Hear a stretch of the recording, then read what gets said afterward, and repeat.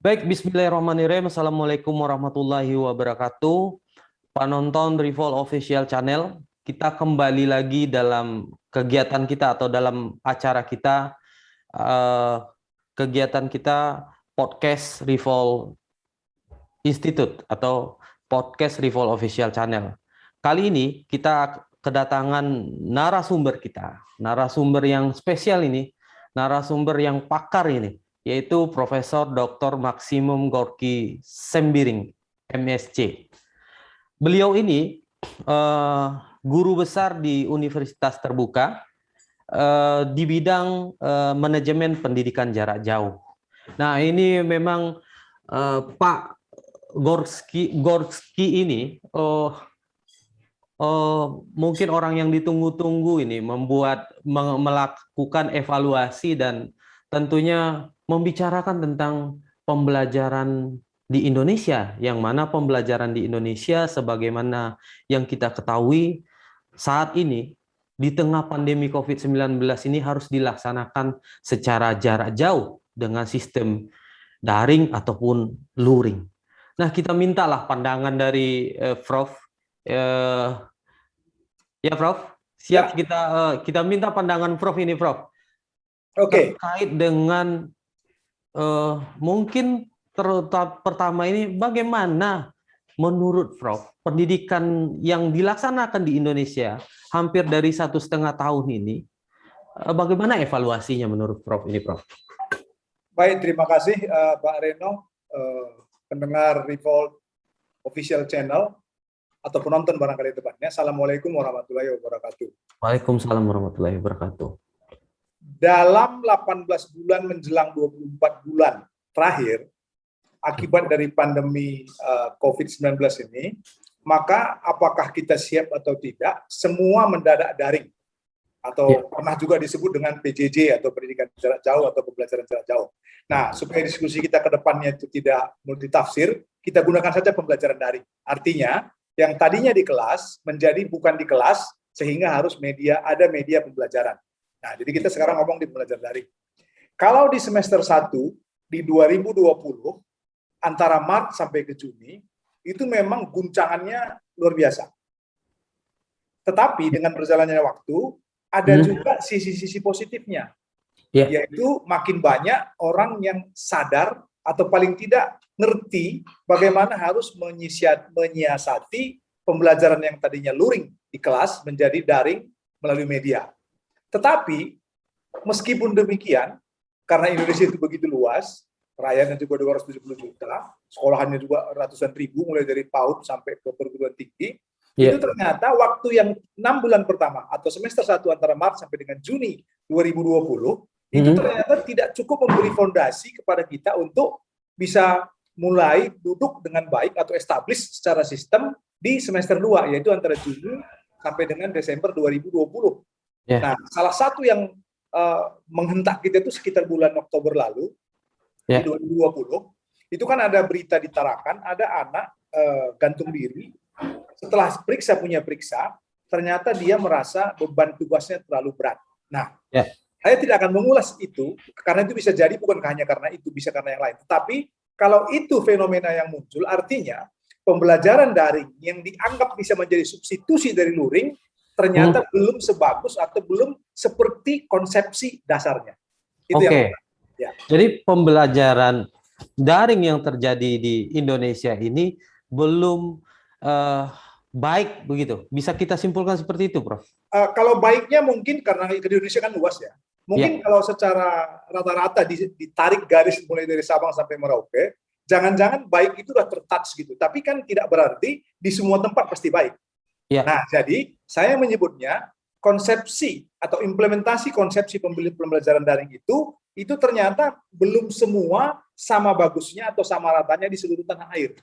Nah, nanti ada yang bagus, apakah karena memang mengerti konsepsinya, atau karena memang kebetulan fasilitasinya bagus, infrastruktur misalnya begitu, atau bisa juga sebaliknya yang tadi yang seperti ada kasus yang bunuh diri atau gantung diri itu jangan-jangan memang selain secara konsepsi juga belum duduk, infrastruktur teknologinya pun tidak mendukung juga, sehingga mengenai bukan hanya katakanlah sekolah atau pemerintah, tapi juga orang tua, guru, dan murid. Nah, gitu Ya, ya. jadi masih terjadi harus kita lakukan pembenahan bagi guru, murid, dan tentunya juga pemerintah ini ya, Prof, di Ya, bidang betul. dalam pelaksanaan pembelajaran jarak jauh. Jadi, Prof, ini muncul lagi pertanyaan. Ya. Jadi, idealnya pembelajaran jarak jauh itu atau pembelajaran daring itu seperti apa, Prof? Nah, kalau ke sini perginya, maka kita nanti bisa melihat berarti yang itu katakan satu daerah atau satu sekolah atau sekelompok masyarakat yang Ya, sukses itu berarti secara konsepsi mereka itu sudah mendapatkan ruhnya yang namanya pembelajaran. ya, Nah, sekarang kita mulai masuk nih. Yang namanya pembelajaran daring atau luring itu sebenarnya nggak usah dibeda-bedakan. Itu sama ya, baiknya. ya, Cuma yang satu tatap muka kita menyebutnya, yang satu tatap maya. Nah, artinya apa? Apakah nanti dia luring atau daring? Sepanjang kaidah-kaidahnya kita ikuti dengan baik, konsepsinya kita penuhi asumsi-asumsinya, maka sebenarnya at the end, di ujung di sana, itu yang namanya siswa akan memiliki kompetensi. Apakah itu menyangkut kognisi barangkali atau skills termasuk behaviornya dia atau afeksi misalnya begitu. Nah, sekarang yang membuat dalam tanda petik rumit secara evaluatif menurut saya itu sebenarnya bukan pada daring dan atau luringnya, tetapi pada learningnya, pada pembelajarannya. Seandainya learning kita selama ini sudah bagus, maka harusnya perpindahan dari satu pesawat katakan Boeing menjadi Airbus harusnya kan nggak ada masalah. Nggak ada masalah ya? Sama-sama daring ya. Kalau Ya. misalnya tatap muka, jangan pesawat kita buat barangkali mobil atau bus atau angkot lah barangkali begitu. Nah, tetapi karena learningnya itu tidak seperti yang sebagaimana mestinya, komplikasinya dalam implementasi jauh lebih rumit ketika daring. Kenapa? Karena ada infrastruktur berkaitan dengan teknologi, demikian juga dengan kebiasaan yang belum terbiasa soal bagaimana mengelola pembelajaran daring memanfaatkan media. Oke, Prof. Berarti learning yang bagaimana ini, Prof? Nah, ini sebelum masuk ke learning, yang namanya pembelajaran daring itu bisa dibilang tidak ada bedanya dengan pembelajaran luring. Jadi tatap muka, tatap maya itu hampir nggak ada bedanya. Bedanya itu adalah mode of delivery-nya, cara kita mengelola atau cara kita membelajarkan. Sepanjang pembelajarannya ada, maka sebenarnya harusnya luring dengan daring tidak masalah. Tidak masalah. Paling-paling plus minus, di sana lebih cepat, di sini lebih lambat, di sana lebih banyak, di sini lebih sedikit, di sana lebih efektif dalam waktu singkat, di sini lebih efektif dalam waktu lama. Contoh, sebelum masuk ke learning ya. Karena pertanyaan Pak Reno ini tadi di situ intinya sebenarnya. Jadi kalau misalnya kita hendak ke Surabaya, ke Padang lah misalnya, saya dari Jakarta mau ke Padang, saya punya uang, waktu saya sempit, penerbangan ada, ya saya naik pesawat sampai saya di Padang, katakanlah di daring. Saya tidak punya uang cukup, tapi kebetulan tidak terlalu tergesa-gesa, saya naik bus. Nah, apakah saya naik bus, apakah saya naik pesawat, kan tetap saya sampai di Padang. It's a matter of way-nya aja, caranya. Nah, demikian juga harusnya dengan tadi daring atau luring. Nah, sekarang kita balik ke learning. Learning itu secara teoretis, maka akan baik adanya, maksudnya itu kalau baik itu gini ya, kompetensi siswa yang diharapkan atau mahasiswa itu terpenuhi atau didapat oleh siswanya kita. Nah, yang namanya learning itu kita menyebutnya kalau dalam bahasa Inggris itu learning experience. Jadi pengalaman belajar. Nah, pengalaman belajar itu ada 3 komponen yang utamanya. Yang pertama itu harus hadir kehadiran pertama itu ada kehadiran kognisi. Arti kognisi itu adalah bagaimana anak kita, siswa kita atau mahasiswa kita, ada nggak ada guru, dia bisa belajar. Artinya kontak dia dengan kontennya. Itu yang pertama, learningnya. Yang kedua adalah teaching presence-nya, kehadiran pengajarannya. Nah, itu artinya ada guru di situ.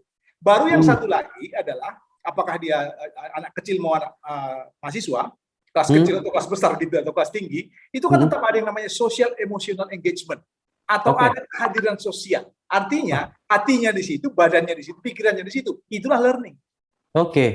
Berarti ada pengetahuannya, apa yang mau disampaikannya, ada orang yang menyampaikannya, dan ada yang terakhir itu keterlibatan si anak itu secara keterlibatan si anak secara nyata.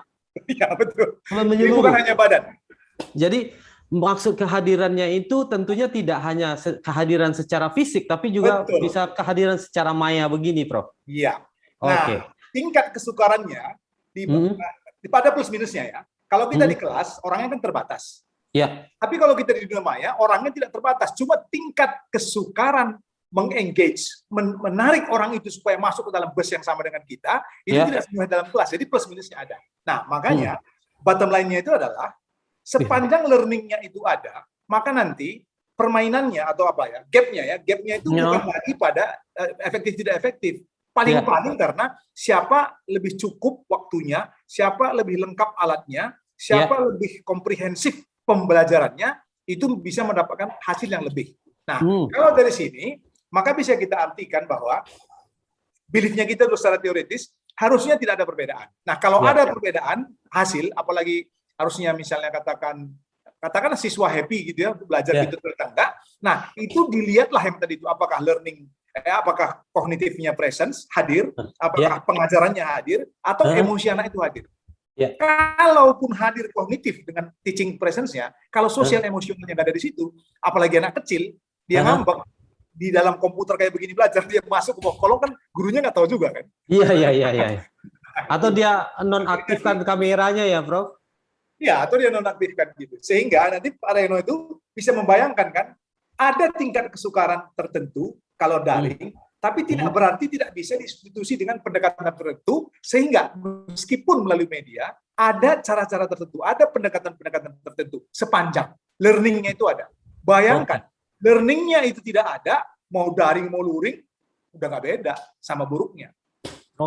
Jika tidak ada learning-nya ini, Prof. Nah, ini kan ketika kita bicara learning ini ya, dalam pembelajaran daring ini, tentunya ini ketika kita luring atau tatap muka langsung dulu, salah satu model pembelajaran yang tidak dianjurkan lagi adalah tentunya pembelajaran yang konvensional atau lebih menggunakan metode ceramah. Ini ya. Nah, lalu pembelajaran yang diharapkan meskipun itu tatap muka adalah pembelajaran seperti ya problem based learning atau project based learning gitu yang diharapkan. Nah, dalam definisi daring, apakah juga demikian? Atau mana yang lebih baik pembelajaran secara sinkronus seperti menggunakan aplikasi pertemuan virtual, atau ya yang asinkronusnya, yang tidak langsung? Mana ini ya, Prof? Yang lebih baik gitu? Itu ada 3 komponen utama yang harus diperhatikan. Pertama adalah psiko emosi peserta dengan gurunya. Psiko emosi. Kalau lihat ibaratnya lagi sama-sama galau, dibuat sinkronus ya dua-dua pusing gitu gampang aja. Itu psiko emosionalnya. Kemudian dari infrastruktur, contoh, satu-satunya caranya adalah dengan Zoom yang nggak bisa dibagi kelas, misalnya begitu. Maka apakah nanti kita mau pakai problem based barangkali atau pakai start method dan sebagainya, jadi nggak jalan dia. Nah, oleh sebab itu ada satu lagi yang perlu dibuat. Meskipun ya, selengkap-lengkapnya suprastruktur infrastruktur teknologinya, itu yang namanya blended itu atau hybrid ataupun bauran ya, itu masih tetap disarankan atau dianjurkan meskipun kita pakai daring seperti yang sekarang ini. Nah, dengan perkataan lain, itu sebenarnya apakah mana lebih efektif antara sinkronus atau asinkronus, itu sebenarnya tergantung kepada 3 tadi itu. Capaian apa yang ingin dicapai dari segi konten. Misalnya katakan kalau lab misalnya kayak begitu, nah, itu kan mau diapain juga kan nggak bisa kan ceramah ya, karena harus ada demonstrasi, ada partisipasi, ada kontribusi. Nah, jadi nanti itu diperhatikan. Tetapi balik lagi, sehebat-hebatnya kita desain pendekatannya kita, tapi kalau katakan Zoom-nya itu katakan tidak secanggih yang bisa 10 kelas, 20 kelas. Tahu-tahu orang yang mau diajarkan itu adalah sangat spesifik sehingga harus ada kelompok diskusi misalnya. Apalagi kalau lab basah. Nah, jadi yang seperti ini, guru itu sebenarnya harus out of the box. Bukan nggak boleh dia itu ngikut pedoman, itu maksud saya. Ikutin pedomannya, tapi ketika tidak jalan karena media pembelajarannya berbeda, maka harus ada kreativitas di sana, inovasi atau invensi apapun namanya. Karena kalau diikutkan pedoman kita ini kan pada dasarnya, badannya kita ini termasuk, kan badannya luring sebenarnya kan. Nah, kemudian kita itu disuruh berdaring. Nah, ketika didaring, walaupun dibuat pedoman daring, tapi jiwa kita, bawaannya kita, behaviornya kita, itu kan belum shifting, belum lompat kita. Nah, yang seperti begini, kasih jembatannya. Sehingga kalau balik ke pertanyaan Pak Reno tadi, jangan bilang bahwa sinkronus pasti lebih baik dari asinkronus. Bukan itu poinnya. Poinnya adalah mana konten yang kalau dihantarkan dengan sinkronus bikin pusing, apalagi tidak terdukung oleh infrastrukturnya kita, maka dia hybrid dulu, dijembatani maksud saya. Di Padang ini hebat loh. Di Padang ini ketika kami berdialog dengan kepala dinas provinsi, saat itu di tempatnya Mas Reno ini kan ada yang namanya kongsi belajar. Kan nggak perlu internet itu. Iya. Kan? Jadi misalnya ada sekelompok guru, ada sekelompok murid, didatangi oleh gurunya. Cuma memang bahannya itu kadang-kadang bisa bahan yang digital, bisa juga yang printed kan. Tapi si gurunya itu tahu persis bahwa yang harus ada itu ada learningnya. Nah, kongsi belajar itu cocok buat tempat-tempat sekolah-sekolah yang memang entah karena apa, nggak terjangkau teknologi, nggak terjangkau jaringan, nggak terjangkau listrik. Masa ngotot kita pakai daring? Nggak mungkin kan? Jadi nanti Mas Reno itu dengan teman-teman semua agak dibuka sedikit. Bukan tidak boleh fully daring, itu boleh, siapa bilang nggak boleh, malah bagus. Tapi ketika tuntutan konten tidak tidak membuat dia menjadi visible, apalagi kondisi lingkungan strategisnya gitu tidak mendukung, ya jangan. Jangan ya. Ya, betul. Ya. Artinya proses pembelajaran yang kita inginkan adalah sesuaikan dengan situasi dan kondisinya. Sesuai dengan apa yang mau diberikan, gitu ya. Betul. Metodenya sesuai dengan apa yang diberikan, sama seperti analogi yang Prof sampaikan. Kalau kebutuhan kita itu pergi ke Padang tidak perlu cepat, kita butuh refreshing, kita butuh touring, ya pakai jalur darat gitu ya. Darat, betul. Ketika kebutuhan kita cepat, ini kita harus pakai jalur udara. Nah, kita bicara Indonesia ini lagi, Prof. Kebutuhan Indonesia itu pendidikan yang seperti apa? Nah, kalau kebutuhan sampai yang jalur darat atau jalur udara? Gitu. Kalau sampai ke Indonesia, secara konsepsi sebenarnya tidak semudah di tempat lainnya. Apalagi archipelago seperti begini. Pulaunya aja sudah 1.000 sekian, bayangin coba. Masih ada sekian ratus pulau yang belum dinamai, tapi ada penduduknya di sana gitu. Sehingga kalau kita ngomong Indonesia itu memang harus spesifik dia. Nah, kalau diambil garisnya, benang merah antara yang high tech dengan yang paling low tech, itu sebenarnya kita itu harus membagi 3. Ada yang memang dia karena kecukupan atau memadai gitu secara teknologi, mungkin nggak apa-apa daring. Itu bagian yang pertama. Supaya gampang, katakanlah setiap ibu kota provinsi, misalnya begitu, atau ibu kota kabupaten kota yang nggak apa-apa dia daring. Tapi kan ada di tengah-tengah tuh. Di tengah-tengah itu ya mungkin jaringannya ada, gadgetnya nggak ada. Pas jaringan ada, gadget nggak ada, kuota anak nggak cukup. Pas kuota ada semua, ada petir, listrik mati dan sebagainya. Itu kan ada begitu. Itu hybrid lah dia, blended. Kemudian ada lagi, udah dia apa-apakan tuh memang nggak bisa gitu loh. Ambil daerah 3T, dan selain 3T, dia itu misalnya harus nyebrang pakai sungai dulu, habis sungai baru naik gunung, baru turun gunung lagi, baru danau gitu. Nah, jadi Indonesia kalau ditarik garis lurusnya itu, tidak bisa diambil satu pola. Apa yang perlu, itu cuma satu sebenarnya. Yang mau dituntut kepada anak-anak itu apakah itu di Aceh mau di Merauke, itu harus sama. Nah, nanti orang yang fasilitasnya lebih bagus, barangkali dapat kecepatan dia untuk memperoleh kompetensinya lebih cepat, itu aja. Tapi jangan dibilang anak Aceh oleh sebab itu yang di kampung-kampung yang nggak ada listrik, atau di Papua atau di Nusa Tenggara Timur sana, jangan dipaksa harus pakai listrik, enggak, ya dihantar ke sana. Nah, jadi maksudnya itu gini, jangan sempat hanya karena nggak ada listrik misalnya, sehingga nggak ada jaringan, kemudian pembelajaran nggak ada. Bukan. Tadi definisi kita atau ilustrasi kita di awal, it is not about daring or offline or online. It is not about daring or luring. It is about learning. Nah, learningnya itulah konsentrasi kita. Learningnya ya. Mengantarkan learning yang tentunya juga beragam di Indonesia, karena Indonesia ini yang sangat beragam baik dari segi aksesibilitas pendidikan kita, maka pendidikan kita saya simpulkan ya, Prof, yang kita berikan itu harus seragam. Tapi bagaimana mencapai suatu tujuannya itu harus ditempuh dengan cara yang beragam tadi, baik itu daring, luring, ataupun campuran gitu ya. Nah, dalam kacamata pendidikan kita hari ini kan hampir semua kita, hampir seluruh masyarakat Indonesia hari ini di tengah pandemi COVID terpaksa ini harus melaksanakan pembelajaran secara daring ataupun ataupun luring tapi jarak jauh. Ya. Misalnya dengan siswa datang ke ke sekolah hanya untuk menjemput tugas dan mengantarkan tugas. Ini yang terjadi juga pada masyarakat kita. Ya. Tapi ini Prof, ini pembelajaran daring ini kan banyak keluhan ini ya, keluhan soal pelaksanaan pembelajaran daring di tingkat kota pun juga dikeluhkan ataupun di tingkat daerah yang 3T dan daerah sedang tadi. Apa yang dikeluhkan? Soal hadirnya teaching tadi, hadirnya pengajarnya. Ya. Nah, ketika sekolah dasar, menengah ataupun perguruan tinggi, ini bagaimana perlakuan untuk ini, Prof? Ya, ini pendekatannya banyak ya.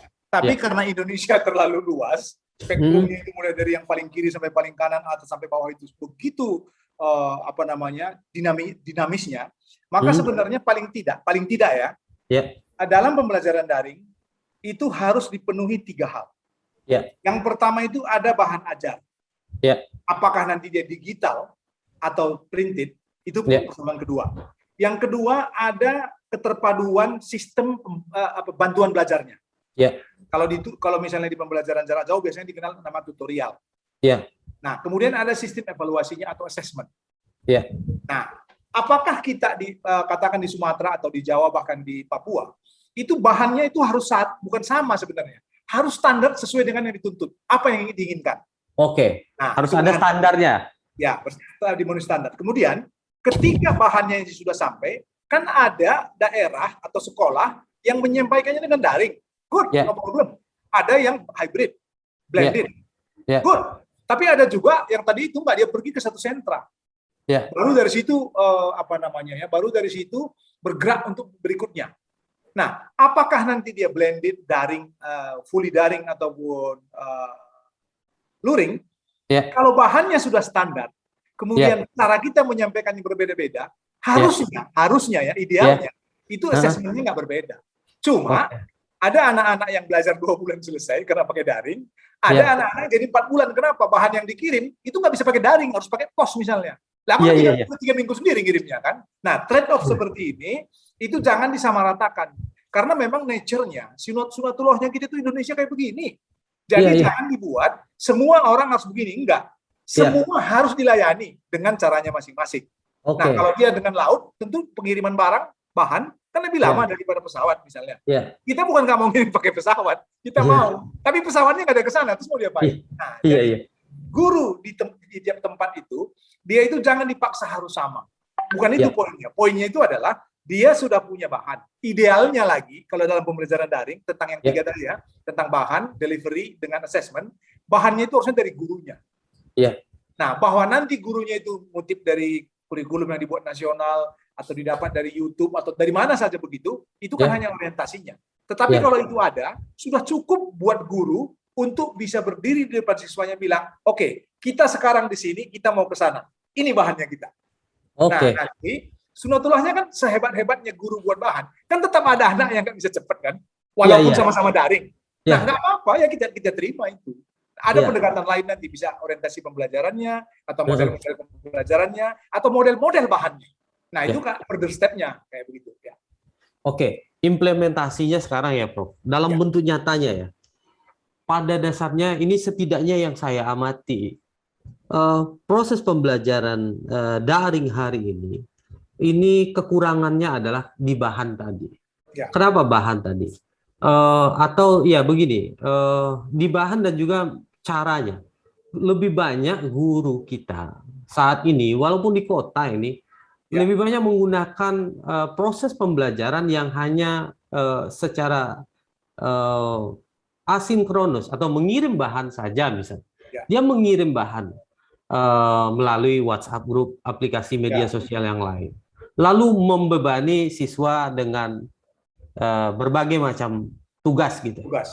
Nah, ini kan artinya yang seperti ini tepat atau tidak tepat, Prof? Ini kan itu yang tadi saya maksudkan. kita ini sudah daring tapi kelakuan kita masih luring, kan itu masalah. Jadi ada shifting ya, ada shifting. Tapi saya bukan menyalahkan itu, enggak. Bayangkan ya, misalnya teman-teman kita dari Ambon biasa makan sagu, pergi ke Padang, kan makan nasi tuh. Awal-awal nyampe kan apa ya, galau apa namanya, mendadak nasi gitu, kan sama juga gimana dengan mendadak daring ini, nggak apa-apa. Cuman as the time goes begitu, dengan berjalannya waktu, kita catch up dengan yang seperti itu. Misalnya, kalaupun kita belum bisa bikin bahan digital yang interaktif, misal, ya nggak apa-apa digital aja dulu. Belum bisa digital, ya printed. Kenapa? Kan itu pertanyaannya. Karena kalau itu nggak ada, maka nanti gurunya pusing, siswanya pusing, orang tua ikut. Kenapa? Pusing. Ya pusing, karena mau nolongin nggak bisa, nggak ditolongin nangis. Anak kecil. Iya. Ya kan? Artinya ini, Prof, saya baru menangkap ya. Artinya bahan ajar itu adalah bahasa lisannya guru yang ditulis. Iya. Berarti guru dalam pembelajaran jenis apa saja harus membuat modulnya sendiri. Iya, moduler dia. Artinya tidak usah canggih kayak buku ajar gitu loh, enggak. Moduler aja. Iya. Ya, artinya memang guru jangan sampai hanya sekedar men-download bahan lalu share. Nah, iya. Jiwanya tidak ada. Itu kelakuan luring itu. Ya. Nah, kalau luring bisa. Contoh ya, kita dalam kelas 3, kita katakan ada 30 orang murid kita sekarang nih. Kelas. Pak Reno, Anda kan sebagai mahasiswa, aktif dong, cari dong ke Google. Saya bisa ngomong gitu di kelas. Kalau di rumah dia cari, dia mentok, dia ngomong sama ibunya, terus tiba-tiba perintahnya bahasa Inggris, ibunya nggak bisa bahasa Inggris, berhenti kan? Nah, itu kelakuan-kelakuan luring ini itu akan masih menancap kepada kita. Namanya juga orang kolonial ya. Gitu. Kan lama ya. Nggak apa-apa. Nah, apa shiftingnya? Shiftingnya itu supaya gradual, supaya jangan lompat begitu, jangan kaget lah gitu ya, jangan mendadak daring gitu. Itu makanya yang perlu bahan tadi. Nah, saya senang tadi kalimat yang dipakai oleh Pak Reno tadi itu apa ya? Itulah omongannya guru di kelas gitu loh, dituliskan. Nah, kalau itu terjadi, social engagement itu namanya murid kan yang dia cinta itu kan gurunya. Kalau gurunya ngomong A, bapaknya ngomong B, walaupun si B ini ada benernya gitu, enggak, dia tetap milih sama gurunya itu. Apalagi sama-sama A saja jawabannya bapak dengan ibu guru, orang tua dengan gurunya, dia dengerin gurunya. Kalau itu sampai dibangkitkan, sosial emosional yang seperti itu terbangkitkan, itu akan ada satu yang namanya happiness atau joyful learning. Nah, itu ada. Kalau sudah begitu, media itu kan jadi tidak terlalu hambatan lagi, kecuali mati listrik ya. Kalau dia semua lancar, itu ada. Nah, oleh sebab itu teman-teman guru biasakan itu. Nah, kalau kongsi belajar itu yang saya dengar dari Bapak Kepala Dinas kita yang Sumatera Barat itu bilang, bahannya itu nggak mesti pakai mesin ketik komputer, nggak, ditulis pakai tangan. Diantar ke sana. Di sentra tertentu ada sekian murid datang dari rumah-rumah yang berbeda-beda, berdiskusi di situ. Nggak boleh lebih 1 jam. Kenapa? Karena kerumunan dan sebagainya. Kemudian dia pindah lagi ke tempat yang lain gitu. Jadi itu bisa. Kalau dia bisa pakai Zoom, ada kelas yang dibagi-bagi, bagus-bagus, itu kan anugerah ya. Itu disyukurilah, bonus seperti begitu. Nah, jadi pakailah kalimat yang disampaikan Pak Reno tadi, coba buat bahan itu seolah-olah si guru itu ngomong gitu loh. Seolah-olah ngomong gitu. Jadi tadi saya menyampaikan bahasa lisannya guru yang dituliskan.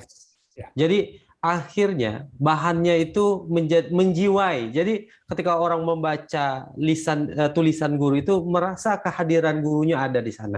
Jadi kalau kita tarik tadi harus ada, pertama itu kata Prof tadi harus ada apa yang mau diberikan. Lalu siapa yang memberikan, lalu penjiwaannya yang diberikan ini. Nah, ini harus sinkron ya, Prof. Betul. Nah, supaya gampang gini, ini kan teman-teman guru itu pasti banyak yang dengar ya. Bayangkan ada orang bule belajar talempong. Sehebat-hebatnya dia, kalau dia baru nyampe, belum menjiwai di dalam itu pasti nampak bedanya antara orang yang bukan dari Padang dengan dari Padang. Beda pasti nampak. Bagi orang Padang. Bahkan yang bukan orang Padang pun itu lihat, misalnya mukanya, matanya, tangannya itu beda. Tetapi kalau social engagement-nya itu sudah ada dalam hal pembelajaran ini, sudah dirindu sama guruku katanya. Jadi dia belajar itu bukan karena dipaksa. Tapi karena memang dia datang kerinduan. Nah, itulah yang namanya deep and meaningful learning. Nah, untuk yang seperti begitu dalam kelas itu tidak sulit. Percaya saya nggak sulit. Melalui media, kita bener aja dia bisa tidur, bayangin coba. Belum lagi seperti Mas Reno tadi waktu kita off air, jangan lama-lama dibuat kayak makan gajah lah. Makan dikit-dikit, sering-sering, rame-rame. besok lagi terus gitu. Nah, kadang-kadang kita guru saking takutnya murid nggak tahu, kita kumplekin semua dalam 1 jam, mabok dia. Iya. Artinya, kita memberi ilmu itu ya yang paling penting dalam proses pembelajaran ini tidak hanya sekedar transfer pengetahuan ya, Bro, tapi juga ada nilai-nilai tertentu, ada proses yang mesti kita pertimbangkan. Oh ya, saya suka itu kata proses. Gini, ini saya terinspirasi beberapa hari lalu, tapi Pak Reno itu baru bilang soal proses. Yang namanya pakai pembelajaran media, kecondongannya kita itu ingin cepat sampai di ujung, peduli amat prosesnya kayak apa. Oke. Ya, sehingga apa yang mau saya katakan itu begini, nggak apa-apa waktu kita katakan kita belajar 1 jam, capaian pembelajaran 2.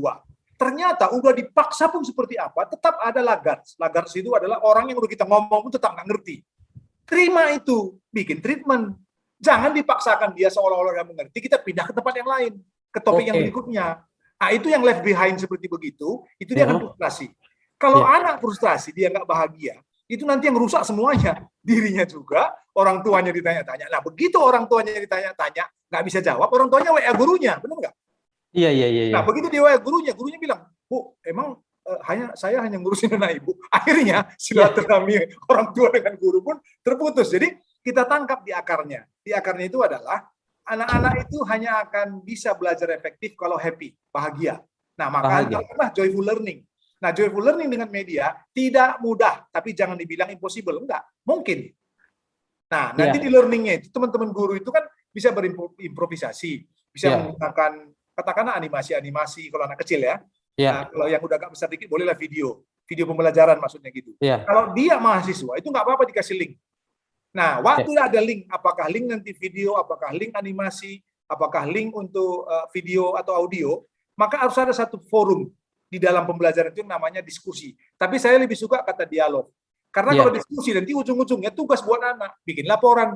Nah, kalau ada 6 guru di SMA misalnya 6 masih tugas, tidurnya itu kapan gitu loh. Jadi ini buat dialog. Dialog itu artinya begini. Kalaupun dia mengerjakan tugas, itu karena hasil dari kognitif prosesnya dia. Bukan karena perintahnya si guru. Oke. Bahwa ada hafalan nggak apa-apa. Tapi jangan lagi dipakai hafalan. Karena apa? Hafalan itu kan kalau di Bloom's itu kan sampai C1, C2, C3. Padahal HOTS itu, Higher Order Thinking Skills itu menuntutnya kan C4, C5, C6. Nah, kalau keluarnya itu hafalan, yang namanya media ini, itu dalam tanda petik menjadi useless, menjadi nggak guna. Oke. Berarti kehadiran media pembelajaran daring inilah katakanlah memang sesuatu yang diupayakan itu jangan lagi berada pada tingkatan berpikir C1, C2, tapi ya minimal C4, C5, C6 ke atas, C6 sampai C6. Jadi harus HOTS lah, High Order Thinking Skill yang harus kita berikan. Jadi tapi itu Prof, ini saya yang mau saya tanyakan betul ini. Pembelajaran jarak jauh ini kan ketika dia di sekolah dasar itu akan bertumpu kepada orang tua. Pada sekolah dasar tingkat rendah. Bagaimana caranya ini, Prof? Ini kan sementara orang tua juga aktivitasnya tidak mendampingi anak-anak. Lalu sistem seperti apa yang harus kita jalankan ini, Prof? Nah, baik ke bahan ajar tadi ya. Kenapa tadi saya bilang bahan ajar mau ditulis atau dibuat sendiri, mau digital boleh, mau interaktif juga boleh, lebih bagus, mau hanya sekedar tertulis atau printed juga boleh. Nah, selalu usahakan ada forum atau bukan forum namanya, kolom untuk diskusi yang saya sebut tadi dialog itu. Nah, kalau ini contoh ya, misalnya katakan kita mau memberi pemahaman apa arti kepahlawanan kepada anak SD, kelas kecil.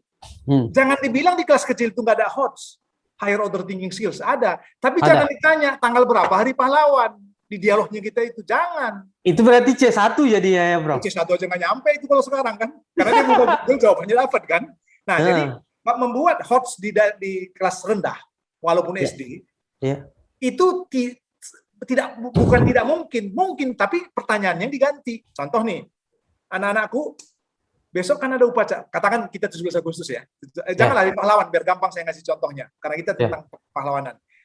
Coba nanti bayang-bayangkan kamu kalau nanti ada upacara, coba perhatikan kenapa orang merayakan hari pahlawan. suruh itu anak kita itu ngikutin. Tapi karena ini daring ya tentu dia buka YouTube dong. Kayak apa sih upacara hari pahlawan dan sebagainya. Kemudian jangan dibilang apa yang kamu lihat. Bukan. Coba ceritakan apa yang kamu rasakan ketika bendera naik misalnya. Nah, nanti kan dia bingung. Wah, seneng Bu karena ada paskibraka. Namanya anak kecil kan. Terus nanti dikejar lagi lewat forum dialognya kita tadi itu. Dikejar lagi. Itu orang paskibraka itu harus latihan nggak sih? Oh ya harus begini, terus dikejar. Untuk apa sih sebenarnya orang itu tadi naikin bendera? Jadi dikejar seperti itu udah higher order thinking. Tapi ketika anak-anak jawabnya itu polos, ya memang itulah tingkat psikologis kematangan kejiwaan dia dan kita terima. Nah, universitas juga begitu, jangan juga dibilang nggak ada yang namanya keterampilan berpikir, nggak ada juga. Misalnya kita tanya, kapan Newton menciptakan rumus gini? Kan rendah juga itu kan? Iya. Jadi jangan dibilang kalau SD pasti nggak bisa, bukan. Tetapi yang mau digali itu adalah bagaimana anak-anak itu mengeluarkan apa yang dia tahu dengan apa yang dia sudah ketahui. Oh ya, ini satu biar agak kontekstual dia. Pendidikan itu kan datang dari bahasa Inggris education. Education itu kalau akar Latinnya itu ada dua, ada educare, ada educere. Educare itu kita memberitahu seseorang yang tadinya tidak tahu menjadi tahu. Itu educare. Itulah yang banyak kita lakukan, makanya selalu keterampilan berpikir rendah. Ada satu lagi educere. Educere itu adalah kita memberitahu orang yang tadinya belum tahu menjadi tahu supaya dia tahu mengeluarkan apa yang dia tahu. Supaya dia tahu mengeluarkan apa yang dia tahu. Kenapa? Ciptaan Tuhan itu semua sempurna, nggak ada yang nggak sempurna, benar nggak? Nah kita ini tugasnya kita, walaupun kita tidak sempurna. Mari kita gali potensi anak itu dengan cara yang sempurna, walaupun kita nggak sempurna kan boleh kan? Nah sekarang balik ya pertanyaan mendasar Pak Reno tadi. Sebenarnya di mana kalau gitu evaluasi kita atau masalah kita gini-gini? Yang begini-begini ini itu sedang tidak menjadi tren. Artinya kita itu lebih sibuk dengan mana kurikulumnya, bagaimana menuntaskannya itu kalau di luring. Kalau di sini nggak, mana pedomannya, mana gadgetnya, mana kuotanya, itu yang kita ributkan. Tidak di learningnya. Bukan di learningnya. Nah, di learning itu, ingat yang tadi itu. Kalau yang namanya educare, to train. Tapi kalau yang namanya educere, to lead. Lead itu adalah mengeluarkan yang terbaik dari siswa itu setelah kita beritahu dia. Mengeluarkan yang terbaik. Iya. Dengan cara menyenangkan. Dengan cara yang menyenangkan. Iya. Joyful sama deep learning. Nah, kita ini hampir di penghujung juga ini, Prof. Jadi mungkin apa sih kata kunci Indonesia ini seperti apa proyeksi ini proyeksi pembelajaran ke depan melihat latar belakangnya bahwasanya pendidikan kita sampai di sini dan tiba-tiba datang COVID-19. Proyeksi pendidikan kita ini ke depan bagaimana, Prof? Tambah baikkah? Atau lebih variatif kah ke depannya, atau ada hal yang baru, COVID mendatangkan berkah atau malah mendatangkan learning lost learning tambah parah gitu. Itu bisa terjadi. Jadi gini, ini agak sedikit konseptual ya, tapi nggak apa-apa. Bagaimana sih masa depannya universitas atau sekolah kita? Paling tidak sekarang ini ada 5 hal yang akan menjadi tren ke depannya kita itu. 5 hal. Ke depan itu, universitas atau sekolah itu sudah harus bisa mengeliminasi hambatan-hambatan fisik. Misalnya gedung, laboratorium, dan sebagainya. Nanti caranya, kapan-kapan nanti kan Pak Reno bisa podcast lagi dengan kita ya. Harus memikirkan bagaimana caranya kita ini, untuk sekarang dan masa depan, tidak lagi terkendala oleh batasan-batasan fisik. Fisik itu gedung dan sebagainya. Ruang lah ya. Ruang, ya betul. Atau fasilitas termasuk ya. Yang kedua, tidak lagi dibatas-batasi oleh kendala-kendala yang bersifat disiplin. Disiplin itu kalau mau sekolah ke sana harus begini, kalau mau mata kuliah ini harus begitu dan sebagainya. Itu akan nanti blur dia. Kayak Merdeka Belajar sekarang, boleh 40 SKS atau 20 SKS, tidak ngambil di tempatmu dan juga bukan prodimu. Itu akan ada kecondongan ke sana. Kemudian yang berikutnya, akan ada terobosan-terobosan yang membuat sedemikian rupa hambatan-hambatan atau limitasi-limitasi teknologi itu akan berkurang. Walaupun tidak secepat di katakan negara maju untuk Indonesia ya.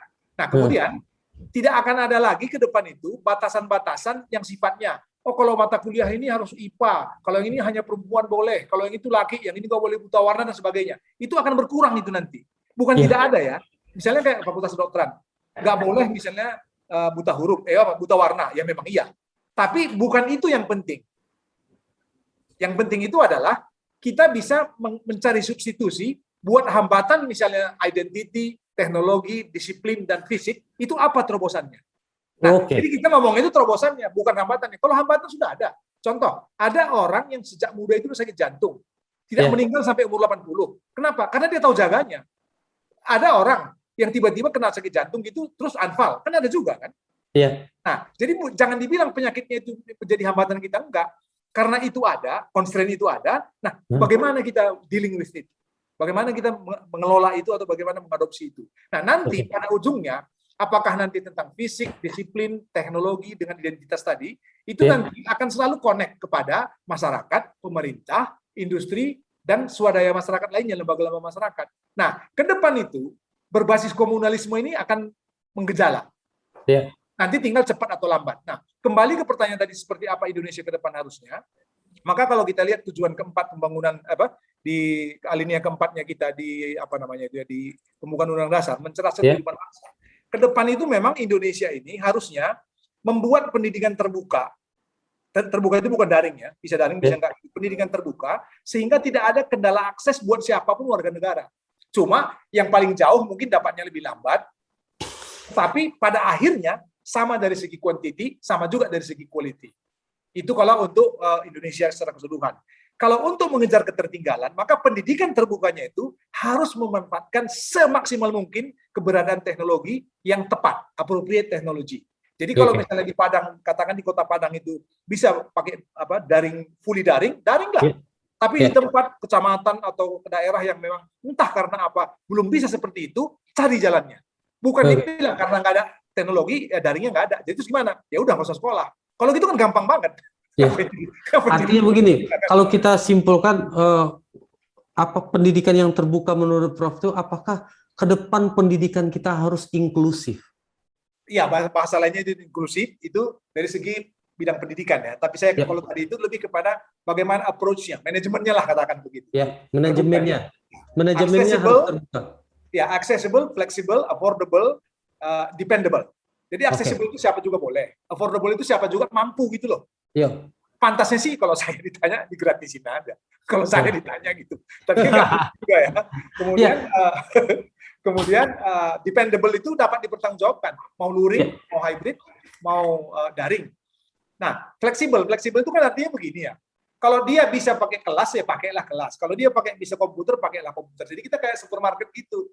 Nah, itulah yang namanya pendidikan terbuka tadi itu. Tapi kalau yang namanya diresapi secara pendidikan oleh orang secara HAM-nya, itu inklusif. Ya, betul. Ya. Baik, Prof.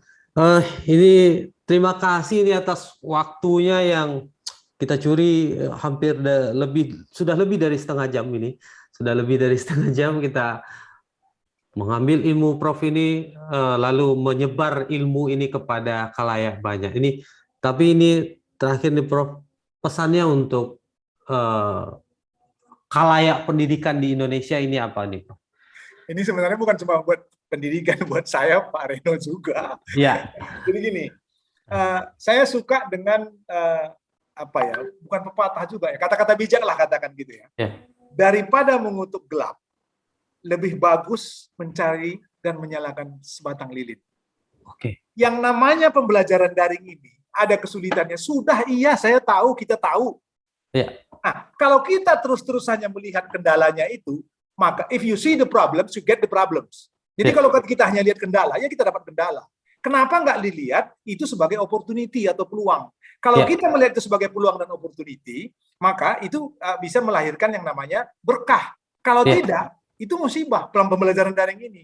Jadi, saya mau mengajak diri saya, Pak Reno juga dan teman-teman sekalian semua, usaha terutama guru ya, yang begini-begini jangan dikeluhkan. Ini mau dikeluhkan mau enggak, udah di situ sunatullahnya, mau diapain lagi? Nah, sebagai umat beriman, udah di situ dia. Sebagai umat beriman, maka kita itu kan harus ikhtiar.